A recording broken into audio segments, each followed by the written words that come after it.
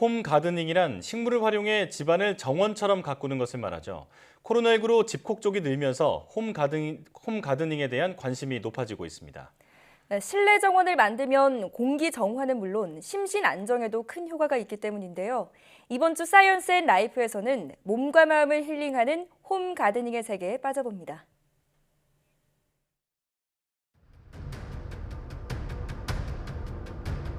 코로나19로 외출이 어려운 요즘. 미세먼지의 황사로 환기까지 힘들어져 스트레스 받는 분들 많으시죠? 그래서 공기 정화의 심신 안정, 그리고 인테리어 효과까지 있는 홈 가드닝이 인기를 끌고 있다는데요.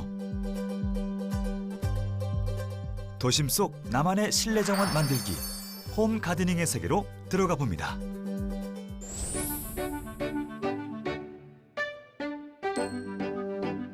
집안에 멋진 정원을 만든 오늘의 주인공을 만나러 찾아간 곳. 거실뿐 아니라 침실에도 식물이 가득한데요. 식물을 너무 사랑해서 집안을 정원으로 만든 대체 식물을 몇 개나 키우는 건가요? 정확히 다 세보진 않았지만 대략 280개 이상 되는 것 같아요. 280개요? 네, 아니 근데 이거 이름은 다 아세요? 당연히 알죠. 제가 키우는 식물들인데 아니, 이 식물들의 이름을 다 안다고요? 정말인지 확인해봤습니다. 이건 뭐예요? 이거? 얘는 아디안툼 히스피둘룸이라는 거예요. 그래서 브론즈 비너스라는 유통명을 가지고 있는 고사리예요. 이거? 얘는 필로덴드론 실버 클라우드라는 종류인데요. 그러니까 품종이 개량됐다는 그런 말도 있고, 원종인지는 아직 확실하게 밝혀진 종은 아니에요. 요거는 뭐예요? 이거는 틸란드시아인데요. 파인애플과 식물이거든요. 틸란드시아 세로그라피카라는 식물이에요. 그래서 뿌리 없이 그냥 공중에 매달려서 사는 공중식물로 유명한 그런 식물이죠. 키우는 식물의 이름과 특성까지 신기하게도 줄줄 꿰고 있네요. 이렇게 있어요. 식물 대부분을 침실에서 키우는 상혁 씨. 그의 독특한 식물 사랑은 언제부터 시작된 걸까요? 제가 대학교 생활했을 때 기숙사 생활을 했었거든요. 해외에서. 근데 그때는 저만의 공간이 없으니까 조금 답답했어요. 근데 제가 한국에 오면서 정착하면서 저의 공간이 생기니까 거기서 생동감을 불어넣고 싶었거든요. 그렇게 찾은 게 식물이었고, 그 뒤로 하나 둘씩 키우기 시작하니까 지금 이렇게 많아진 것 같아요. 가족들 반응은 어때요? 처음에는 싫어하셨는데 지금은 아무래도 밖에 많이 나갈 수가 없잖아요. 그렇다 보니까 집에 밖에 나가지 않아도 굳이 그 실내 공간에서 이런 많은 식물을 함께 감상할 수 있고 숨 쉴 수 있어서 요즘에는 좋아하셔요. 요즘처럼 외출이 어려운 때에 이런 공간에서 지내면 매일 살림욕 하는 기분일 것 같은데요.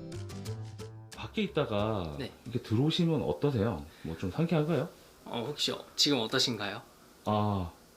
공기가 좀 맑다는 느낌은 들어요. 그렇죠. 네. 제가 여기에 가끔씩 공기청정기를 돌리긴 하는데 그때마다 한 자릿수가 뜨더라고요. 그리고 가끔씩 친구들이 오면은 제 방의 공기가 다른 실내 공간하고 조금 더 쾌적하다라는 말을 조금 들었어요. 공기청정기를 돌려보고 확인해보니 미세먼지 지수는 딱 한 자릿수. 이렇게나 좋다는 식물의 실내 공기 정화 능력은 정확히 얼마나 되는 건지 농촌진흥청에서 식물의 미세먼지 정화 능력을 실험해 봤습니다. 이 미세먼지 분진을 인위적으로 분사한 후에 빈 챔버와 식물 챔버에 주입하여 4시간 후에 제거되는 양을 비교하게 됩니다.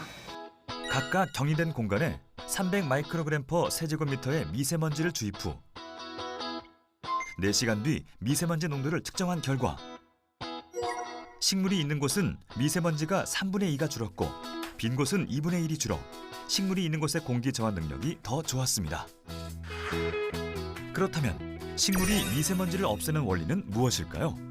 이제 크게 보면 1차적으로 두 가지로 볼 수가 있는데요. 흡수와 흡착이 있습니다. 흡착이라는 것은 이 표면 앞쪽의 왁스층에 묻는다든지 뒷면에 묻어 있는 거, 이게 이제 흡착이고요. 흡수라는 것은 뒷면을 보면은 기공이 있는데 이 기공의 사이즈가 크게는 20 마이크로 정도 됩니다. 우리가 말하는 초미세먼지는 2.5 마이크로 이하이기 때문에 이게 기공을 통해서 직접 들어가는 게 이게 이제 흡수에 의한 제거입니다. 입에서 대사작용을 의해서 저감도 하지만은 뿌리 쪽으로 내려보내서 뿌리의 미생물의 도움을 받아서 저감을 하게 됩니다. 조금 추가로 더 말씀을 드리면은 식물은 증산작용을 하는 과정에서 음이온이 발생을 하는데 이 음이온에 의해서 미세먼지는 또 대체적으로 플러스 이온을 띠고 있습니다. 이 두 개가 만나면 입자가 커져서 이렇게 바닥에 가라앉고요. 미세먼지와 황사로 외출이 힘든 요즘.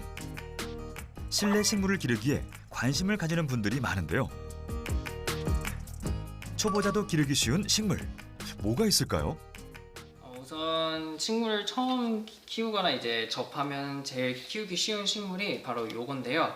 산세베리아라는 식물이고요. 실내 어느 곳에 두어도 어두운 곳에서도 잘 자라기 때문에 되게 건강하게 잘 키울 수 있고요.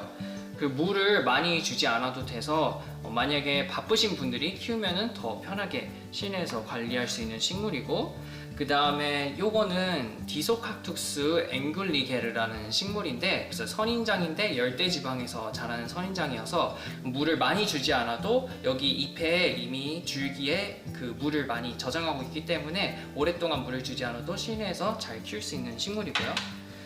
그리고 요거는 루엘리아 데보시아나라는 식물인데요. 이거는 보통 식물원 같은 곳에 가면은 그 밑에 하단 부분에 많이 심겨지는 식물이거든요. 근데 이 루엘리아 데보시아나가 그만큼 음지에서도 잘 버티면서 자랄 수 있는 식물이에요. 그래서 이 식물도 실내에서 두면서 키울 수 있는 아주 좋은 식물입니다.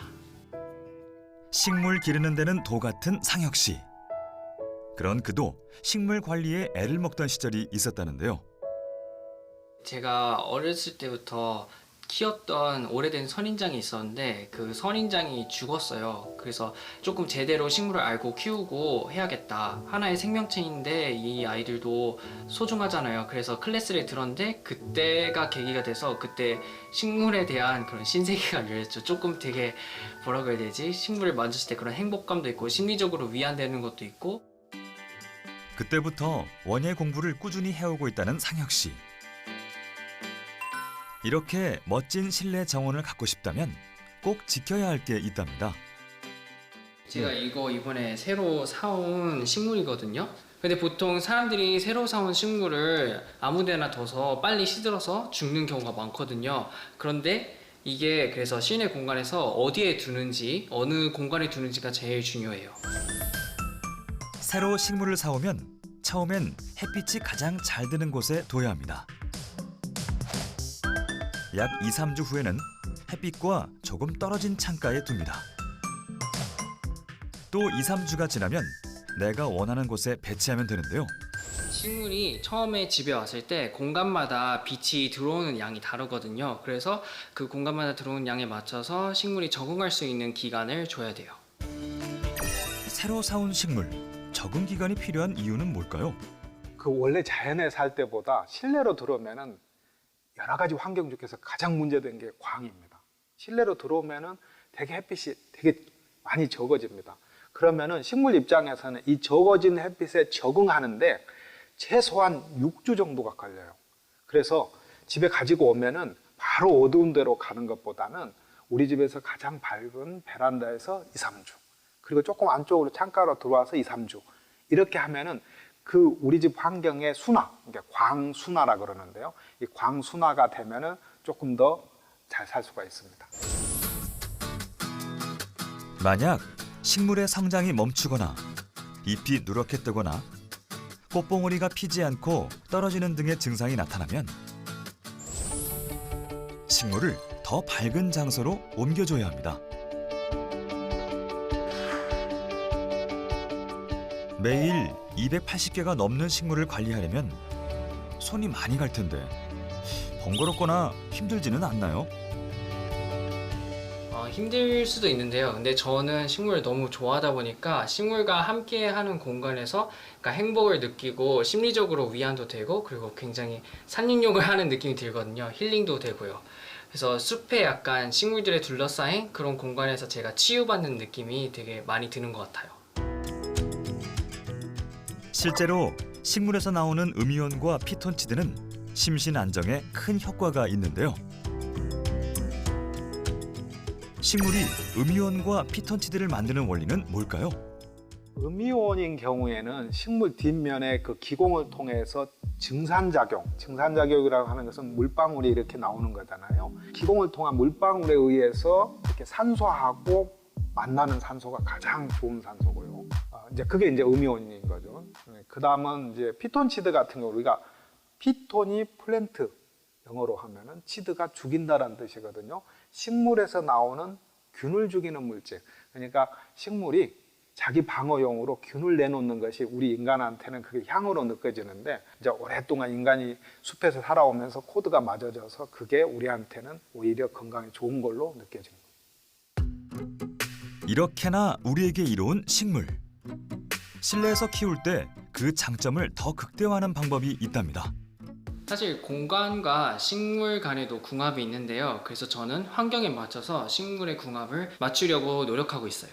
거실 같은 경우는 온 가족이 사용하는 공간이다 보니까 잎이 큰 관엽식물을 이용해서 공기정화 기능이 큰 이런 떡갈 고무나무라든지 아니면 여기에 알리 고무나무, 이런 고무나무 종류들이 좋아요.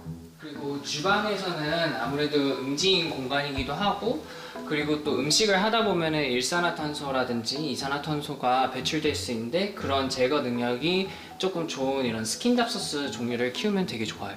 그리고 침실 같은 공간은 아무래도 수면을 취하는 공간이기 때문에 식물들이 밤에는 이산화탄소를 배출할 수 있거든요. 그래서 밤에 거꾸로 산소를 배출하는 이런 열대선인장 혹은 다육식물, 또 서양란을 키우시면 좋아요. 그렇다면 식물은 어떤 원리로 이산화탄소를 제거하고 산소를 배출해내는 걸까요? 식물은 이렇게 잎이 있고 뿌리가 있는데요. 뿌리에서는 물을 흡수하고 잎에서는 이산화탄소를 흡수해서 하늘에 있는 햇빛을 이용해서 당을 만드는 것이 광합성인데요. 이 과정에 이산화탄소가 들어가서 저감이 되고 밑에 있는 물에서 뽑아 올렸던 그것에 있는 산소가 분리돼서 결과적으로 부산물로 산소가 발생을 하게 됩니다. 화분 하나로 시작해 모두가 부러워하는 실내 정원을 갖게 된 상혁 씨. 식물 기르기가 주는 즐거움은 아무래도 마음의 안정을 가져다 주는 게 제일 큰 것 같아요. 식물로 채워진 공간에서 그런 편안함을 느끼는 게 정말 좋아서 다른 분들도 한번 이렇게 키워보는 거 너무 추천드리고 싶어요. 몸과 마음을 힐링하는 취미 홈 가드닝. 나만의 정원을 갖고 싶다면 작은 화분 하나로 시작해보면 어떨까요?